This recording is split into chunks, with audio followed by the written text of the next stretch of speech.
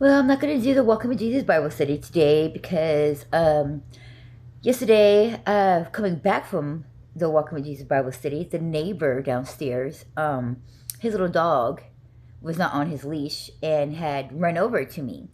And with my son's dog being so jealous, she's been very good at it because I've been getting on to her about like growling and we're like, because she just doesn't want, the dog to come near us whatsoever because she's just a jealous dog.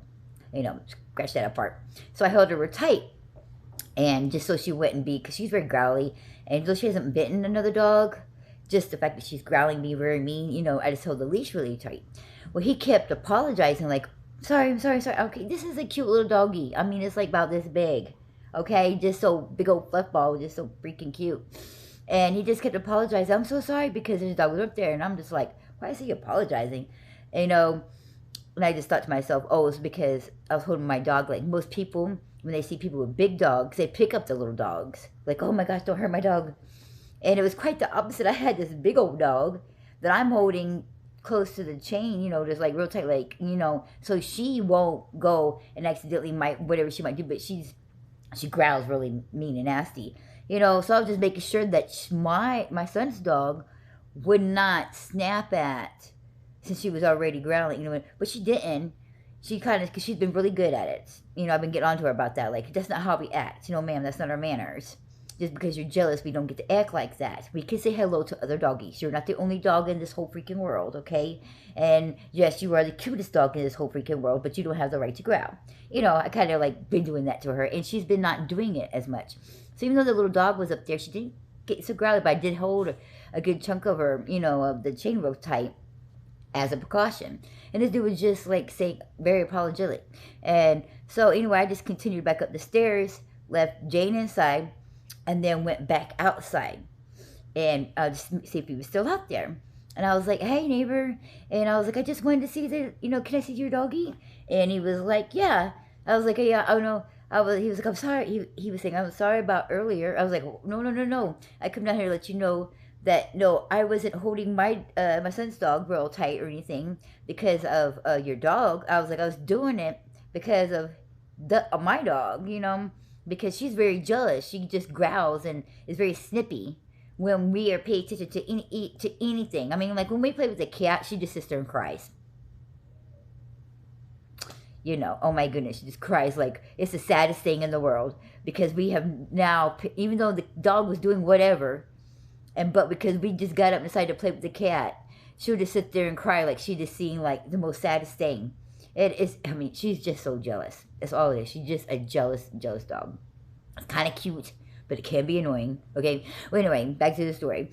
And so I was telling about that, and so I was like, no, it wasn't because I was scared that your dog was going to do anything to my dog, or so to speak, I was just doing that to keep my dog from snapping at your dog. I was like, but she was just so freaking cute. I just wanted to come and say hi. So he let me play with her and everything. So anyway, while we was talking, I found out that he had just gotten a divorce.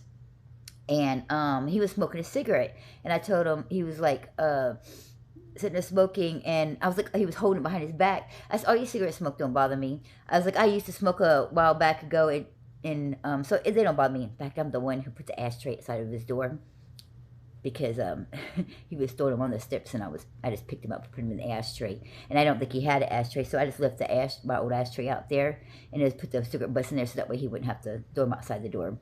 And anyway, so I was like, it doesn't bother me. So he found out he got a divorce, and I don't think I can't say because I've never seen, I don't know, but I don't think the kids have ever come visit him or not since he's moved in. But I did know that he had seen him walk 3 other dogs before. I was like, don't you have 2 other dogs? And he was like, no, they come visit me. And I was like, oh, okay, which is kind of sad. So he only gets just that one, and that little cute little doggy is like 11 years old.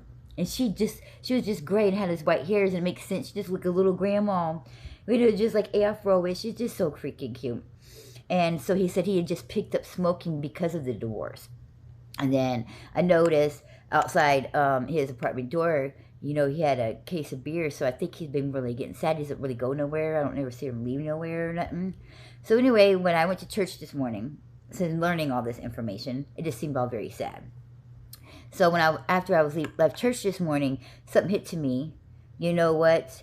Maybe I should invite him to go, because he mentioned something. I told him I'd take the walks on there, and he's like, "Oh, I should probably do that. I should probably go on the walks." I was like, "Yeah, the trails are back there. Just be careful because with your dog being so little, there is snakes." I told him all the animals that is on there, but I was like, I go off the trails, like I climb up the mountains and stuff, but he probably won't do that. But just to be safe, because there has been coyotes that have been coming in here, at night, that's been getting through the gate. I guess, I don't know, because the maintenance guy told me about it when I was telling him about that rattlesnake in the backyard, or down the back of the steps. And so I figured maybe God put upon me, like, with he could probably use a friend. So I figured, instead of inviting him on the walks, because he probably wouldn't want to make an excuse, oh, it'd be hot, it'd be long, I was like, let me invite him if he wants to come hang out the pool. It's open, and he could bring the little doggy there at the pool.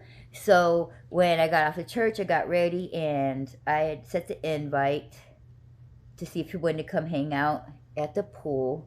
So we sat there, well, I sat there, and of course he didn't come to the pool, and I think he kind of knew that maybe, because when I told him about the walks, I do, Walking with Jesus Bible study, so he might have probably got a little bit that maybe, but I was just going to be a friend, first of all, to get my, foot in the door, because everybody can use Jesus, but everybody can also use a friend too. And sometimes, when God asks us to do stuff, it doesn't always have to be his name and pushed upon there. Sometimes people just need a friend.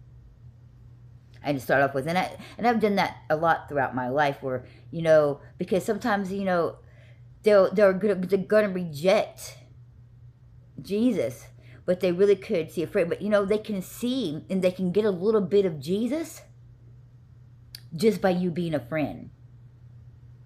So if you know anybody that's even if you don't particularly know it, like as a close friend, that, because I've never been in divorce, but I do know that, and I hear about how horrible they can be.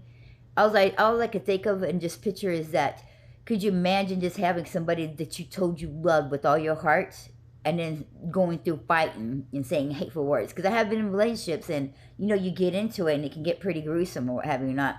And the things that, to see somebody that you love turn around and then say to you, I could only imagine. Now, my husband was killed, and then the guy, but after my husband had passed, I was friends with for 12 years, and then the last 5 years of our friendship, we had become more than friends, and I didn't get married to him or nothing, but I was with him for, that kind of long, and it was almost like, what do you say, common law marriage, whatever you want to have, you not, but, man, and he was killed in a car wreck, too, so, whew, I don't know if getting a divorce would be worse, having all those things being said to you about somebody that you love. So I know it could just be painful. I just know that losing someone you love is very, very painful. And maybe he could just use a friend. That's all I wanted to do. And then maybe after being a friend, can work Jesus in there, And so I'm going to keep trying. Maybe next time I'll leave it on there and just say, hey, whenever you're not working or whatever, just come on upstairs, and if you wanted to go on the walking trails, we could go on the walking trails, and maybe that might help. But sometimes people just need a friend, and just by you being a friend is doing what Jesus would do. You don't have to just throw, Jesus up in people's face. You don't have to be like, oh, God. Sometimes you are putting God and giving God's love just by being a friend. And the fact that you are who you are, with Jesus, God's light being in you, you are then still sharing God's light, God's love that is in you with somebody. And because they see that. Your reflection of God will be reflecting out. And they'll see that kindness. They'll see that compassion, and they'll see that love. Without you having to be Jesus, Jesus, Jesus, God, God, God. You know what I'm saying? So I encourage people to remember that and to try to do that, because the world is still full of hate. And there's a lot of just like people not being together like they used to, and people just don't care.